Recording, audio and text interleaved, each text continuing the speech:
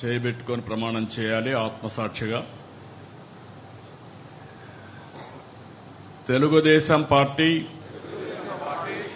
ఆశయాలకు పవిత్ర లక్ష్యాలకు కట్టుబడి ఉంటూ పార్టీ సభ్యునిగా క్రమశిక్షణతో ప్రజాసేవాభావంతో మనస వాచ కర్మేణ నిరంతరం పాటుపడుతూ నిస్వార్థంగా అవినీతి అక్రమాలకు పాల్పడకుండా